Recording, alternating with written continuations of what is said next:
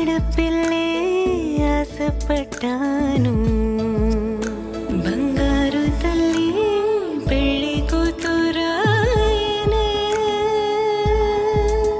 మనసంతా నిందనే, సొంతం బంధం నువ్వే, బంగారం నువ్వే.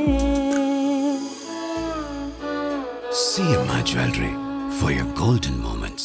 విచ్చేయండి CMR jewellery, Tulasiram theatre, Kurnool road, Ongole. YCP Ongole parliament నియోజకవర్గ ఇన్ఛార్జ్ చెవిరెడ్డి భాస్కర్ రెడ్డి ప్రభుత్వంపై తీవ్ర ఆరోపణలు చేశారు. స్థానిక పార్టీ కార్యాలయంలో నిర్వహించిన సమావేశంలో ఆయన వైసీపీ నాయకులను ప్రభుత్వ ప్రతికూల విధానాలపై పోరాడుతున్నందుకు తప్పుడు కేసులు పెట్టి జైలుకు పంపించడం దుర్మార్గం అని తెలిపారు. మద్యం కేసులో జైలు నుండి విడుదలైన చెవిరెడ్డి ఒంగోలు చేరుకున్నారు. పార్టీ కార్యకర్తలు, నాయకులు ఘనంగా స్వాగతించారు. సమావేశంలో జిల్లా పరిషత్ చైర్పర్సన్ బూచేపల్లి వెంకయ్యమ్మ, పార్టీ జిల్లా అధ్యక్షులు డాక్టర్ బూచేపల్లి శివప్రసాద్ రెడ్డి, వైపాలెం ఎమ్మెల్యే తాటిపత్తి చంద్రశేఖర్, మాజీ మంత్రి ఆదిమూలపు సురేష్, మాజీ ఎమ్మెల్యే నాగార్జున రెడ్డి, ఇన్ఛార్జీలు చుండూరు రవిబాబు, దద్దాల నారాయణ, పిడిసిసి బ్యాంక్ మాజీ చైర్మన్ మాదాసి వెంకయ్య, భక్తుల బ్రహ్మానందరెడ్డి, వైసీపీ నాయకులు, కార్యకర్తలు పాల్గొన్నారు. తప్పితే ఓటు వేయొద్దని చెప్పిన దమ్మున్నడు జగను, చెప్పిన మాట చెప్పినట్టుగా చేసిన మా రాజన్న కొడుకుర జగను. ఏ కష్టం రావద్దని పేద గుండెకు ప్రతి పథకం పంపిండుర గడప గడపకు, పులి గడపలో పులి పుట్టినట్టే పుట్టిండురా. జెండలు జత కట్టడమే మీ ఎజెండా, జనగుండల గుడి కట్టడమే జగను ఎజెండా. బలిరా బలి బలిరా బలిరా, పులి వెందులలో పుట్టిందా పులిరా. కుర్చీల కూర్చోవడమే మీ ఎజెండా, కుర్చీ జనమే ఇవ్వాలన్నది జగను ఎజెండా. బలిరా బలి బలిరా బలిరా, పేద బతుకుల మార్చినది ఆ పులిరా. గవర్నెన్స్ లో ఎప్పుడు చూడని అభివృద్ధి ఈ రోజు జరుగుతా ఉంది. మొట్టమొదటిసారిగా స్కూళ్లు మారుతా ఉన్నాయి, రూపురేఖలు మారుతా ఉన్నాయి, హాస్పిటల్స్ మొట్టమొదటిసారిగా ప్రివెంటివ్ కేర్. ఇలాంటి పార్టీలో ఉన్న నాయకులను నేరుగా ఎదుర్కొనలేక కక్ష సాధింపు చర్యల్లో భాగంగా కేసులు పెట్టు, అరెస్టులు చేసో, జైలుకి పంపు, వేధించబడిన వాళ్ళే కాదు మిగతా వాళ్ళకు కూడా వైఎస్ఆర్ కాంగ్రెస్ పార్టీలో యాక్టివ్గా ఉంటే ఇలా జైలుకు పంపుతామని ఒక భయాన్ని సృష్టించడం కోసం చేసినటువంటి ఒక కుట్రలో భాగం ఇవన్నీ కూడా. అందుకే ఈరోజు అనేక మందిని యాక్టివ్గా ఎవరైతే ఉన్నారో వాళ్ళందరిని కూడా కేసులు పెట్టి జైలుకి పంపేటటువంటి కార్యక్రమం చేస్తున్నారు. వేలాది మందిని సోషల్ మీడియా కార్యకర్తలను వేలాది మందిని జైలుకి పంపారు, వేలాది మందిపై కేసులు పెట్టారు. వాళ్ళ ఆలోచన అంతా కేసులు పెడితేనో, వేధిస్తేనో, జైలుకు పంపితేనో పార్టీ నిర్వీర్యం అవుతుంది, పార్టీని అణగదొక్కచ్చు అనేటటువంటి ఒక దిగజారిపోయినటువంటి ఆలోచనలతో నడుపుతున్నటువంటి విధానం ప్రతి ఒక్కరు కూడా, మీరందరూ కూడా మీ కళ్ళతో చూస్తున్నారు. కానీ వైఎస్ఆర్ కాంగ్రెస్ పార్టీలో ఇలాంటి చర్యలకు భయపడే వాళ్ళు ఎవరు కూడా ఉండరు. ఎందుకంటే మా పార్టీ పుట్టింది వెన్నుపోటుతో కాదు, ఎవరో పదవిని లాక్కుంటే కాదు, మోసంతో కాదు. మా పార్టీ పుట్టిందే పోరాటంతో పుట్టిన పార్టీలో ఉన్నటువంటి ప్రతి కార్యకర్త, ప్రతి నాయకుడు సైనికుడిగా ఉంటాడే తప్ప భయపడి ఎన్ను చూపి పారిపోయేవాడుగా ఉండడని తెలియజేస్తున్నాను. నేను మా పార్టీలో ఉన్నటువంటి చాలామంది వరకు కూడా స్పష్టంగా చెప్తున్నా, ఈ కూటమి ప్రభుత్వం ఏదైతే ఉందో ఇచ్చిన హామీలను మాట తప్పి ప్రజలను మోసం చేస్తున్నటువంటి ఈ కూటమి పాలన ఏదైతే ఉందో, పాలన చేతకాక రెడ్ బుక్ రాజ్యాంగం, ఆరెంజ్ బుక్ రాజ్యాంగం రకరకాల పేర్లు పెట్టుకుని పరిపాలన చేయాలనుకున్నటువంటి విధానం ఇవన్నీ ప్రజలకు ఇచ్చినటువంటి హామీలను అమలు చేయలేదు కాబట్టి ప్రజల్లో వస్తున్నటువంటి తిరుగుబాటును, ప్రజల్లో వస్తున్నటువంటి అసంతృప్తిను, ప్రజల్లో వస్తున్నటువంటి ప్రశ్నించే విధానాన్ని ప్రజలకు మిగతా వారికి కనబడకుండా చేయడం కోసం ఒక డైవర్షన్ పాలిటిక్స్లో ఈ కార్యక్రమాలన్నీ చేస్తున్నారు. ఖచ్చితంగా చెప్తున్నాం, వైఎస్ఆర్ కాంగ్రెస్ పార్టీలో చిన్న కార్యకర్త నుంచి మా నాయకుడు జగనన్న వరకు ప్రతి ఒక్కరూ కూడా ఈ కూటమి ప్రభుత్వంపై తిరుగుబాటుకు సంసిద్ధులై ఉన్నారు. మా సత్తా ఏంటో,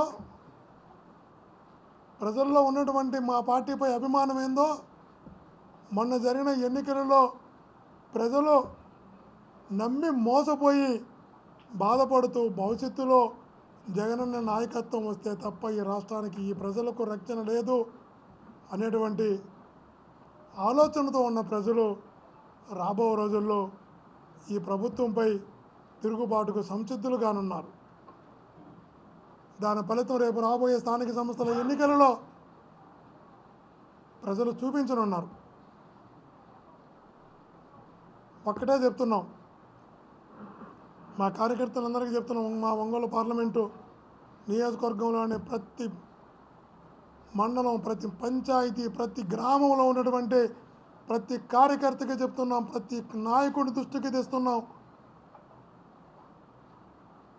మన ఒంగోలు నుంచే ఈ కుటుంబ ప్రభుత్వంపై, ఈ అసమర్థ ప్రభుత్వంపై, ఈ అరాచక ప్రభుత్వంపై, ప్రజలను మోసగిస్తున్న ఈ మోసపూరిత ప్రభుత్వంపై హాస్పిటల్లో ఏమైనా ఆరోగ్యశ్రీ పేషెంట్లకు వైద్యం జరుగుతుందా, ఏ హాస్పిటల్లో జరుగుతుందో ఒక హాస్పిటల్ చూపించు.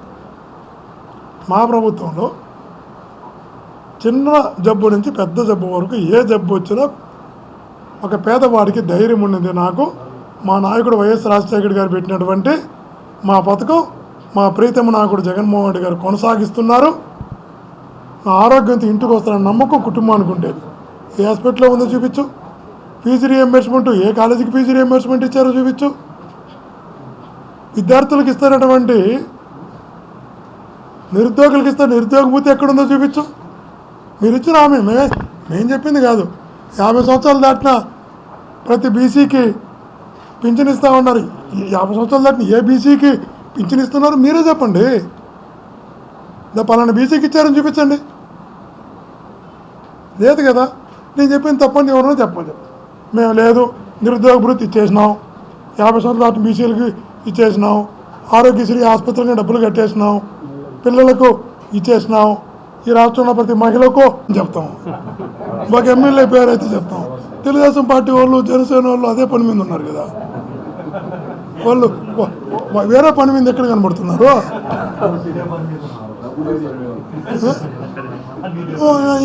నీకు ఎంతమంది ఎమ్మెల్యేలు? కొందరు ఎమ్మెల్యేలు తాకు కొడుతున్నారు అధికారులు, కొందరు అధికారులేమో కొందరు ఎమ్మెల్యేలు తాకు కొడుతున్నారు, కొందరు ఎమ్మెల్యేలు ఈ కార్యక్రమాలు చేస్తున్నారు. చంద్రబాబు నాయుడు గారు ఏమో ఆరోపణలు చేసుకుంటూ రోజులు గడిపేస్తున్నాడు.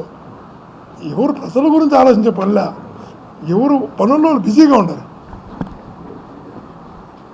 రాజధాని నుంచి వచ్చారు కదా సార్, ఇప్పుడు ఏమన్నా అక్కడ వేల కోట్ల రూపాయలతో అభివృద్ధి జరుగుతుంది, నేను ప్రతిరోజు టీవీలో చూస్తాను, మీకేమన్నా కనపడదా?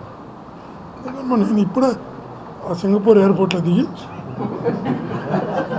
అమరావతి ఇంటర్నేషనల్ ఎయిర్పోర్ట్లో, సింగపూర్ కన్నా బాగుంది ఎయిర్పోర్ట్, ఇంటర్నేషనల్ ఎయిర్పోర్ట్. అంటే రాజధానికి అభివృద్ధి జరగాల, రాజధాని బాగుండాలని ఎవరైనా కోరుకుంటాం. దాంట్లో ఏం లేదు, రాజధాని మంచిగా ఉండాలని కోరుకుంటాం. ఊహలతో కూడిన రాజధాని జనాలను మోసగించడం ఎందుకు? వాస్తవిక రాజధాని ఏం జరుగుతుందో ఇది చెప్తాం.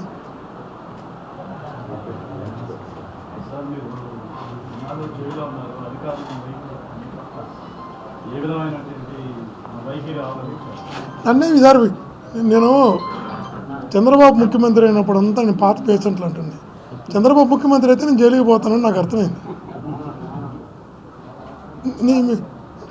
చంద్రబాబు 2014 నుంచి 19 వరకు ముఖ్యమంత్రిగా ఉన్నాడు. ఎవరో 72 కేసులు పెడతారా? జడ్జి కూడా అడిగారు. ఇందులో ఆ 72 కేసులు మళ్ళా తీసుకొచ్చి కోర్టులో పెట్టి ఏమన్నారు, ఇతని మీద 72 కేసులు ఉన్నాయన్నారు. సార్ అడిగారు, ఈ ఆర్థికపరమైన కేసులు ఏమి లేవు సార్ అన్నారు. అంటే 72 కూడా పొలిటికల్ కేసులు అప్పుడు పెట్టింది. మళ్ళా ముఖ్యమంత్రి అయ్యారు, మళ్ళా పెట్టారు, మళ్ళా జైలు పెట్టారు. అంటే తను ముఖ్యమంత్రి అయినప్పుడు మెంటల్గా ప్రిపేర్ అవుతాం. జైలు తప్పదు, కేసు తప్పదు. ఏం చేస్తాం? తను అన్నది దేశానికే పరిచయం చేస్తా ఉన్నాం బుల్లెట్ స్పీడ్స్ ద్వారా. ఈ 4 సంవత్సరాల కాలంలోనే ఏకంగా మా అన్న ప్రభుత్వంలో మరో 4 సీపోర్ట్స్ ఈ రోజు వేగంగా కట్టడం జరుగుతా ఉంది అని కూడా చెప్పండి.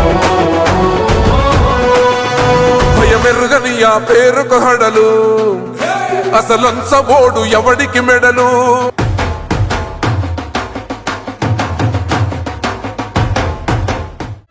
నా పెళ్లి వహ్వా. అంబికాలో వెడ్డింగ్ షాపింగ్ పై ఆఫర్స్ వారెవ్వా. Mens, ladies, kids wedding and bridal collections పై అప్ టు 33% మరియు 1+1 ఆఫర్స్ వాహ్వా. 100 mens national and international brands పై అప్ టు 50% వారెవ్వా. ఒంగోలులో మన్యావర్ షెర్వాణీస్, కుర్తా పైజామా లభించే the one and only wedding mall వాహ్వా. Royal wedding sherwanis open indoors పై అప్ టు 33% వారెవ్వా. సంప్రదాయ పట్టు ధోతీస్, స్టైలిష్ పెళ్లి కొడుకుల ఫ్యాన్సీ కలర్ పట్టు ధోతీస్ పై అప్ టు 20% వాహ్వా.